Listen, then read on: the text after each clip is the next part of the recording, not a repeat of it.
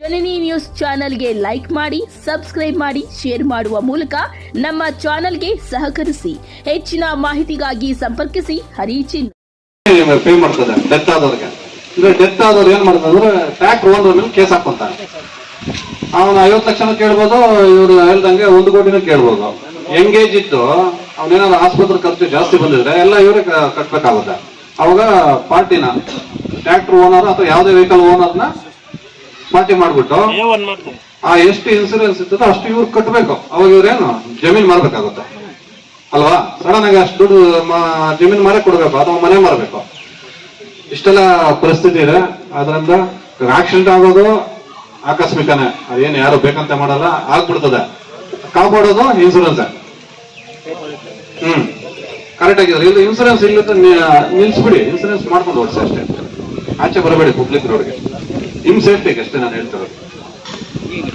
Agriculture ಇರ್ಲಿ ಅಥವಾ commercial ಇರ್ಲಿ, ಅಗ್ರಿಕಲ್ಚರ್ ಡ್ರೈವರ್ ಓಡಿಸ್ತಾರೆ ಏನೋ ಆಗ್ಬೋದಲ್ಲ, ಯಾವಾಗ ಏನಾಗುತ್ತೆ ಹೇಳಕ್ ಆಗೋದಲ್ಲ.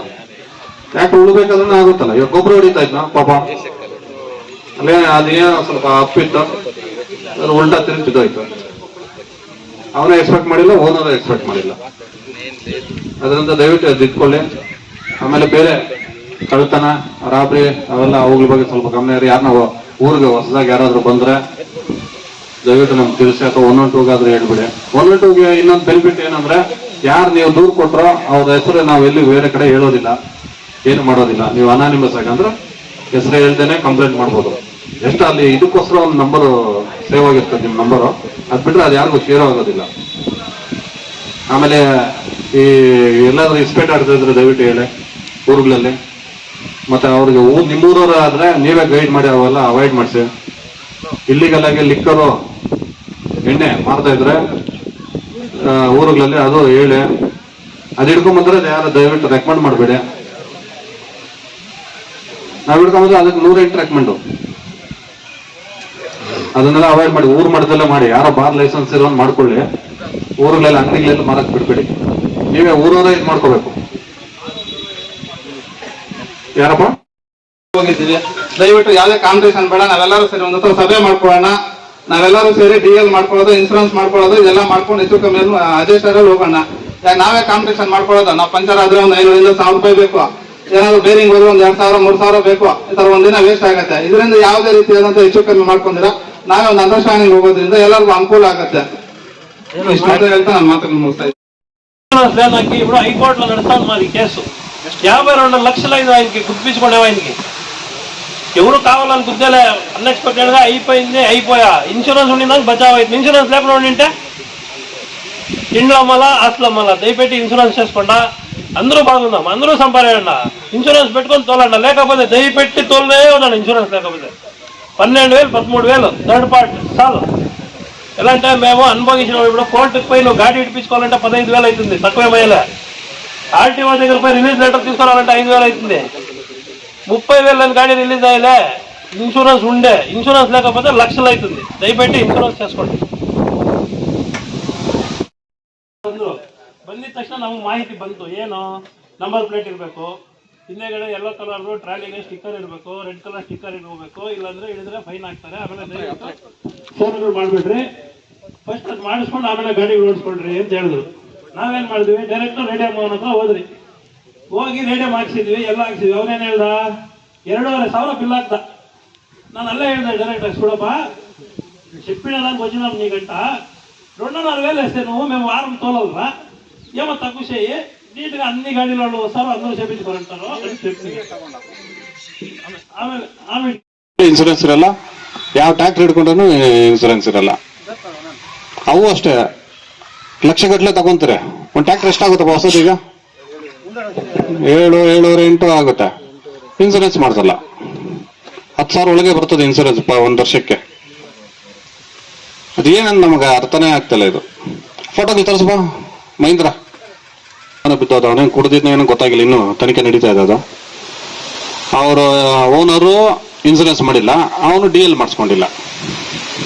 ವೆಂಕಸಂದ್ರದಲ್ಲಿ ಒಬ್ರು ತಿಪ್ಪೆ ಕಸ ಎತ್ತಬೇಕಾದ್ರೆ ಅಲ್ಲೊಂದು ಬಿದ್ದೋಯ್ತು.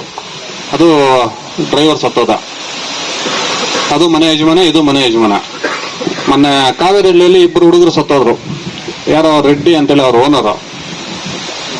ಎಲ್ಲ ಮನೆ ಕಡೆ ಚೆನ್ನಾಗಿದ್ದಾರೆ, ಎಲ್ಲ ಎಜುಕೇಟೆಡ್ ಎಲ್ಲ ಇದೆ, ಇನ್ಸೂರೆನ್ಸ್ ಮಾಡಿಸಿಲ್ಲ. ಅವರಿಬ್ಬರು ಹುಡುಗರು ಹೋದ್ರು, ಅವರ ಮನೆಗೆ ಏನತ್ತ ಪಾಪ ಅರ್ನಿಂಗ್ ಪರ್ಸನ್ ಅವರ ಮನೆಗೆ, ಇಬ್ಬರು ಹುಡುಗರು ಅಂದ್ರೆ ಒಂದು 30 ವರ್ಷ ಆಗಿರ್ಬೋದು. ಅದಾಯ್ತು. ಮೊನ್ನೆ ಅವನ ಯಾರ ಬಸ್ ಒಬ್ಬ ಬಂದ, ಮೋದಕಪಲ್ಲಿ ಕುಮಾರ್, ಆ ಬಸ್ ಇಲ್ಲೇ ಓಡಾಡ್ತಾ ಇದ್ದಾನೆ, ಅವತ್ತಿನ ಬಸ್ ಇಟ್ಕೊಂಡಿದ್ದಾನೆ, ಇನ್ಸೂರೆನ್ಸ್ ಮಾಡಿಸಿಲ್ಲ ಬಸ್ಗೆ. KGF ಅವ್ರಿಗೆ ಯಾರಿಗೂ ಇಬ್ಬರು ಡಿಕ್ಕಿ ಹೊಡೆದು ಅವ್ರ ಸ್ಪಾಟಲ್ಲೇ ಡೆತ್ ಆದ್ರು, ಅದಕ್ಕೂ ಇನ್ಸೂರೆನ್ಸ್ ಇಲ್ಲ. ಏನ್ ಮಾಡೋದು ಅವರು? ಈಗ ಅವ್ರ ಫ್ಯಾಮಿಲಿ ಬೀದಿಗೆ ಬರ್ತದೆ. ನಮ್ಗೆ ಹೈಯೆಸ್ಟ್ ಇಲ್ಲಿ ಆಕ್ಸಿಡೆಂಟ್ ಆಗಿರೋದು ಟ್ರ್ಯಾಕ್ಟರ್ದೆ ಡೆತ್, ಆಕ್ಸಿಡೆಂಟಲ್ ಡೆತ್ ಆಗಿರೋದು ಟ್ರ್ಯಾಕ್ಟರ್ದು. ಅದರಿಂದ ದಯವಿಟ್ಟು ಟ್ರ್ಯಾಕ್ಟರ್ ತಗೊಂತಾರೆ, ಫಸ್ಟ್ ಸ್ಟಾರ್ಟಿಂಗ್ 5 ವರ್ಷ 3 ವರ್ಷ ಇನ್ಸೂರೆನ್ಸ್ ಇರ್ತದೆ, ಆಮೇಲೆ ದಯವಿಟ್ಟು ರಿನ್ಯೂವಲ್ ಮಾಡ್ಕೊಳ್ಳಿ. ಆಮೇಲೆ ಇಲ್ಲಿಗೆ ಬರೋದು ನಮಗೆ ಬಲವಂತ ಮಾಡೋದು, ಇನ್ನೊಂದು ಟ್ರ್ಯಾಕ್ಟರ್ ಇಟ್ಬಿಡಿ ಸರ್, ಆಕ್ಸಿಡೆಂಟ್ದು ಆಗಿತ್ತು ಅದಕ್ಕೆ ಇನ್ಸೂರೆನ್ಸ್ ಇರಲ್ಲ, ಇಲ್ಲಿ ನಮಗೆ ಸುಮ್ಮನೆ ಪ್ರೆಷರ್ ಹಾಕೋದು. ಏನಂತ ಇನ್ನೊಂದು ಟ್ರ್ಯಾಕ್ಟರ್ ಇಟ್ಬಿಡಿ, ಡ್ರೈವರ್ ಇರೋ ಇನ್ನೊಬ್ಬನ DL ಇರೋ ಇನ್ನೊಬ್ಬನ ಕೊಡಿಸ್. ಯಾರಾದ್ರೂ ವಿತೌಟ್ ಹೆಲ್ಮೆಟ್ ನೋಡಿದ್ರಾ? ಯಾರೋ 1-2 ಎಕ್ಸಾಂಪಲ್ ಸಿಗ್ಬೋದು, ಅಪ್ಪಿ ಎಲ್ಲ ಅರ್ಜೆಂಟ್ ಹೋಗಿರ್ತಾರ ಅವರು. ಎಲ್ಲರೂ ನಾವು ಹಾಕಿದ್ರೆ ಜನ ಹಾಕ್ತಾರೆ ಅಂತ ನೋಡಿದ್ರೆ ಯಾರು ಹಾಕಲ್ಲ. ನಿಮ್ ಪ್ರಾಣ ನಿಮ್ ಕೈಯಲ್ಲೇ ಇದೆ. ಅಷ್ಟು 2 ವೀಲರ್, ಈಗ ಎಕ್ಸಾಂಪಲ್ 2 ವೀಲರ್ ಮಿನಿಮಮ್ ಈಗ 1 ಲಕ್ಷ ಇದೆ. ಹೆಲ್ಮೆಟ್ ಎಷ್ಟು? 500 ರೂಪಾಯಿ. 500ರಿಂದ ಇವಾಗ ISI ಮಾರ್ಕ್ ಸಿಗುತ್ತೆ. ಅದು ಹಾಕೋದೇ ಇಲ್ಲ. ಒಂದು ತಿಂಗಳು ಹಾಕೊಳ್ಳಿ ನೀವು ಅಭ್ಯಾಸ, ಆಮೇಲೆ ಅದೇ ಅಭ್ಯಾಸ ಆಗ್ಬಿಡ್ತದೆ. ವಿತೌಟ್ ಹೆಲ್ಮೆಟ್ ಹೋಗಕ್ ಆಗಲ್ಲ ನಿಮ್ಮಿಂದ. ಹೆಲ್ಮೆಟ್ ಮಹತ್ವ ಬಹಳ ಇದೆ. ನಾನು ಹೇಳಿದ್ಮೇಲೆ ಇದೇ ಎಕ್ಸಾಂಪಲ್. ಆಕ್ಸಿಡೆಂಟ್ ಅಲ್ಲಿ ಡೆತ್ ಆಗ್ತಾ ಇರೋದು 80 ಭಾಗ 2 ವೀಲರ್ ಸರ್. ಅದ್ರಲ್ಲಿ 80 ಇದು ಮಾಡಿ, ಲಕ್ಷ ಕೊಟ್ಟು ಗಾಡಿ ತಗೊಂಡು 500 ರೂಪಾಯಿ ಹೆಲ್ಮೆಟ್ ತಗೊಂಡ್ರೆ ಏನು ಅಂತ ಇದಾಗಲ್ಲ. ನಿಮ್ ಸೇಫ್ಟಿ ಪೊಲೀಸರು ಹಿಡಿತಾರಲ್ಲಪ್ಪ ಅನ್ನೋ ಇದಕ್ಕೆ ದಯವಿಟ್ಟು ಹಾಕೋಬೇಡಿ. ನಿಮ್ ಸೇಫ್ಟಿ ನೀವೇ ಮಾಡ್ಕೊಳ್ಳಿ. ಆ ಮನಸ್ಥಿತಿನೇ ಬಿಟ್ಬಿಡಿ.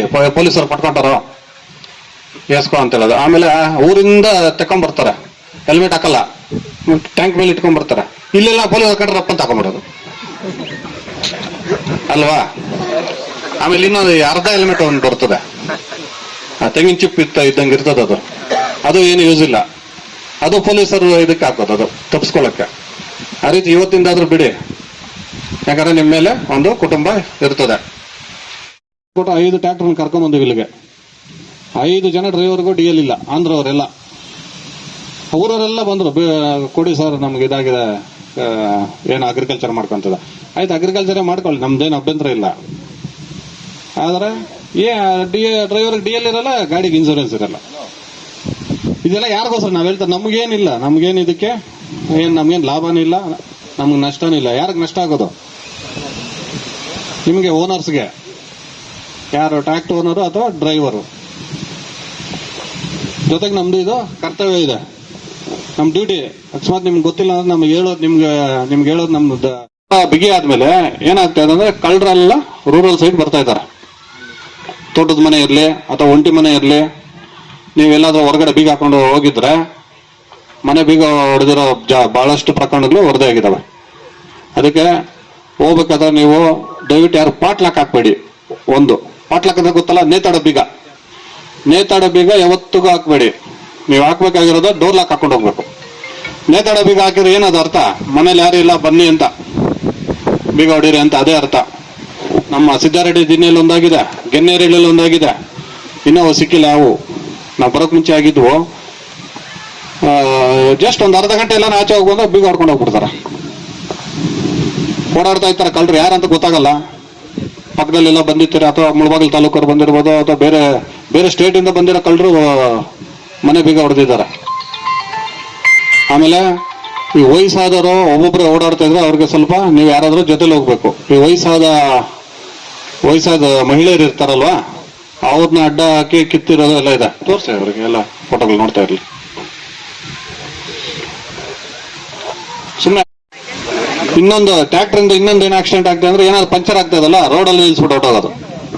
ನೈಟ್ ಟೈಮ್ ಅಂತ ನಿಲ್ಸಿದ್ರೆ ಇದು ಗ್ರೇಡಿಯಂ ಸ್ಟಿಕ್ಕರ್ ಹಚ್ಚಿರಲ್ಲ, ಅದು ರಿಫ್ಲೆಕ್ಟ್ ಆಗಲ್ಲ, ಬಂದವನು ಗುದ್ಕೊಂತಾನೆ. ಮಲ್ಲೇಶ್ ರೆಡ್ಡಿ ಇಲ್ಲೇ ಅವರು ಡೆತ್ ಲೆಕ್ಕನೆ. ಇನ್ನೆರಡು ಕಾಲಿಲ್ಲ ಅಂದ್ರೆ ಇನ್ನೇನು ಆಲ್ಮೋಸ್ಟ್ ಸತ್ತಂಗೆ ಅಲ್ವಾ. ಈ ಕಡೆ ಪಾಪ ಇವ್ರ ವೈಫು ತೀರ್ಕೊಂಡ್ರು. ನಾವೇ ಅವತ್ತು ಅದನ್ನ ಪೋಸ್ಟ್ ಮಾರ್ಟಮ್ ಮಾಡಿಸಿದಿಲ್ಲ. ಅದರಿಂದ ನಿಮ್ಮ ಡ್ರೈವರ್ಗೆ ಹೇಳ್ಬೇಕು, ಅಕಸ್ಮಾತ್ ಏನಾದ್ರು ಆಯ್ತಾ ಎಲ್ಲಾದ್ರೂ ಸೈಡ್ಗೆಲ್ಲಾದ್ರೂ ನಿಲ್ಸಿ. ಆಮೇಲೆ ರಿಫ್ಲೆಕ್ಟಿವ್ ಒಂದು 2 ಸ್ಟಿಕ್ಕರ್ ಹಾಕಿ, ರೇಡಿಯಂ ಸ್ಟಿಕ್ಕರ್ ಕಾಣ್ಲಿ ನೈಟ್ ಟೈಮು. ಹಿಂದ್ಗಡೆ ಟ್ರಾಲಿಗೆ ಲೈಟ್ ಇರಲ್ಲ, ಅಟ್ಲೀಸ್ಟ್ ರೇಡಿಯಂ ಅನ್ನ ಅದು ರಿಫ್ಲೆಕ್ಟ್ ಆಗ್ಲಿ. ಇಷ್ಟು ಸಮಸ್ಯೆಗಳಿದಾವೆ ಟ್ರ್ಯಾಕ್ಟರ್ಗಳದ್ದು. ಒಂದ್ರ ಮೇಲೆ ಒಂದು ನಮ್ಗೆ ಎಣ ಎತ್ತೋ ಪರಿಸ್ಥಿತಿ ಆಗೋಗಿದೆ. ದಯವಿಟ್ಟು ಇದಕ್ಕೆ ಆಸ್ಪದ ಕೊಡಬೇಡಿ. ಇವಾಗ ನಾವು ಹೇಳಿದ್ ಸ್ವಲ್ಪ ಹಂಗೆ ತಲೆಗೆ ತಗೊಂಡು ಆ ಇನ್ಸೂರೆನ್ಸ್, DL, ಆ ರೇಡಿಯಂ ಸ್ಟಿಕ್ಕರ್, ನಂಬರ್ ಹಾಕೋದು ಸ್ವಲ್ಪ ಇವತ್ತೇ ಪ್ರಾಕ್ಟೀಸ್ ಮಾಡ್ಕೊಳ್ಳಿ. ಇವತ್ತಿಂದ ಆಗ್ಬೇಕು, ನಾಳೆಯಿಂದ ಹಿಡಿತೀವಿ. ನಾವೇನೋ ಒಂದು ಸಾಫ್ಟ್ ಕಾರ್ನರ್, ಏನಪ್ಪ ರೈತರು, ನಾವು ರೈತರು, ಸುಮ್ಮನೆ ತೊಂದರೆ ಆಗುತ್ತೆ ರೈತರಿಗೆ ಅಂತ ಹೇಳಿ ಸಾಕಾಗೋಗಿದೆ ನಮಗೂ. ಇದೆಲ್ಲ ಹೇಳ್ತಾರೆ ನಿಮಗೋಸ್ಕರ, ನನಗೇನು ಇದು ಯೂಸ್ ಇಲ್ಲ. ದಯವಿಟ್ಟು ಇದು ಮನ್ಸಿಗೆ ತಗೊಂಡು ಯಾರ್ಯಾರು JCBಗೂ ಇರಲ್ಲ insurance, JCB plus tractor owners ಮಾಡ್ಕೊಳ್ಳಿ. ನೀವು ಡೈಲಿ ಆ ಕಡೆ ಈ ಕಡೆ ಓಡಾಡಕ್ಕೆ 2 ವೀಲರ್ಗೆ ಹೆಲ್ಮೆಟ್ ಹಾಕೊಳ್ಳಿ, ಅದಕ್ಕೂ ಇನ್ಸೂರೆನ್ಸ್ ಬೇಕು.